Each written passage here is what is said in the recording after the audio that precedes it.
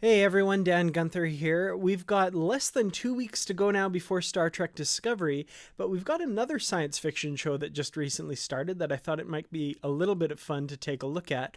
So here's my quick review of the first episode of Seth MacFarlane's new series, The Orville. Prior to the series premiere on Sunday night, there were a couple of scathing reviews that had been released online, and I have to admit I was a little bit disheartened by them. I have high hopes for this series. I don't think, like a lot of people, that it is a replacement for Star Trek, but at the same time, I'm a big science fiction fan, and the more sci-fi, the better, and all the better if it's really good sci-fi.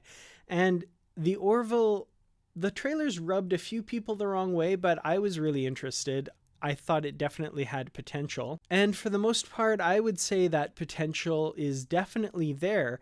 Some of the situations in the show seemed a little bit cliched. There's, of course, the relationship between the captain and his first officer, his ex-wife, which gets a little bit silly, a little bit cliched at times, but at the same time, I think there's a lot of potential for some really interesting character growth there. First of all, a couple of issues that I had were, like I said, the cliched nature of some of the stuff. The visual effects, for the most part, I thought were excellent. However, there are a couple little scenes towards the end of the show that just felt a little bit fake. I don't know if it was the lighting or what exactly was going on, but when the shuttle's approaching the ship at the end and flying through the debris, something about that shot felt just a little bit unreal to me. But like I say, for the most part, the visual effects were stunning. The shot of the Orville leaving the dockyards, for example, I thought was absolutely gorgeous. There's one shot where the Orville's passing below the camera and you can see into the observation window on top of the bridge. It's a stunningly gorgeous shot. And the fact that they're using a real model in this definitely shows in a few instances. And you can tell that the visual effects are done with a lot of love and a lot of care. So I definitely appreciated that. I'm very interested to learn a lot more about the characters because this is the first episode. We don't get a lot of stuff with the side characters. Alara, for example, is someone we get to see a little bit of her abilities, but I want to know a little bit more about her personality and that sort of thing. Same with Lieutenant Commander Bortus, the second officer of the Orville.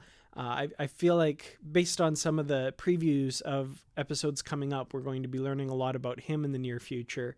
And Isaac, the artificial life form, we hear a little bit about how his people are legendarily racist in the words of the captain here.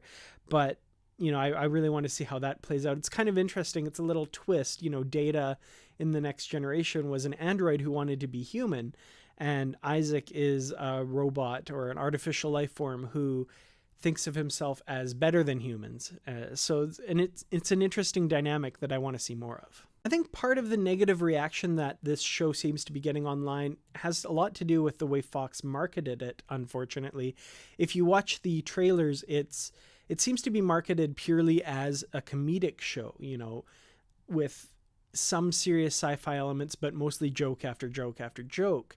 And that's not the show that I watched. It's got its jokes, it's got its humor, and it's kind of irreverence, but it also does have kind of a bit of a more serious science fiction bent to it, which was very welcome. I felt like I agree with some of the reviews that the act breaks fell a little bit flat. The, fade to black to go to commercial, a lot of those kind of missed the mark, I think. But again, it's a new show. It's finding its footing. And if we're comparing it straight across, I think I would have enjoyed this a lot more than I would have enjoyed Encounter at Farpoint. So, there's definitely some comparisons to be made there. So like I said, Fox seemed to market it mostly as a comedy, which unfortunately meant that most of the jokes, the really good jokes, were revealed in the trailers. So, that didn't come across as much. It wasn't kind of like a zany comedy. And the jokes, most of them I had heard before from the trailers. So that unfortunately undercut it a little bit. I think it might have been better marketed as a little bit more serious science fiction, but at the same time, it's from the creator of Family Guy. So, Fox has its marketing people and they know what they want to market it as. I just unfortunately think it might be a little bit to the detriment of expectations for the show. I think in a lot of ways what the show did was separate itself from Star Trek in a few fundamental ways, while at the same time very much paying homage to Star Trek. For example, there's a very big point made about seatbelts, and in one scene they kind of save the day. And in another scene, a pocket saves the day. So these are two things that never would have happened on The Next Generation. Famously, the lack of seatbelts and the lack of pockets. Finally, I have to talk a little bit about the score for the Orville. I think the music was exceptional, and I think the composer did a really excellent job in scoring this. I would love the soundtrack. I enjoy writing to orchestral music or doing other things that, I need to be focused on, words, so I can't listen to podcasts or audiobooks.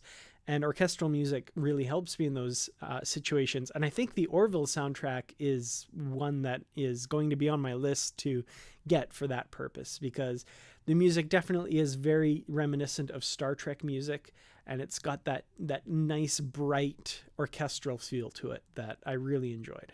Finally, the final scene of the episode between Commander Grayson and the Admiral, I have to say, I saw it coming a little bit. It was either that situation, and I'm being a little cagey. I don't want to give everything away if you haven't seen the episode yet. I highly encourage you to do so. But without giving everything away, I saw either what happened in that scene being the case, or that the commander was the Admiral's spy aboard the ship to keep an eye on the captain. And I'm glad they took the route they did instead of that. So top marks for that. Like I say, a little bit cliched, but making some good storytelling choices. There are a few flaws, but I definitely see potential for the future here. And I would have to give it a passing grade. I would have to give it, I think, 3.5 gelatinous blobs out of 5. And they may or may not be voiced by Norm Macdonald. I want to know what you guys think. What did you think of the Orville? Does it feel like a worthy successor to the Star Trek name, or is it a cheap ripoff? Is it a parody? Is it an homage to the things that you like about Star Trek? What do you think about Seth MacFarlane's new series? I want to hear from you in the comments. Leave a comment below. You can follow me on Facebook, Twitter, Instagram, and Reddit. Links are all in the description below. Thank you so much for watching, and I'll see you in the next video. Live long and prosper. Or, I don't know. Is there a catchphrase for the Orville yet? I guess not really.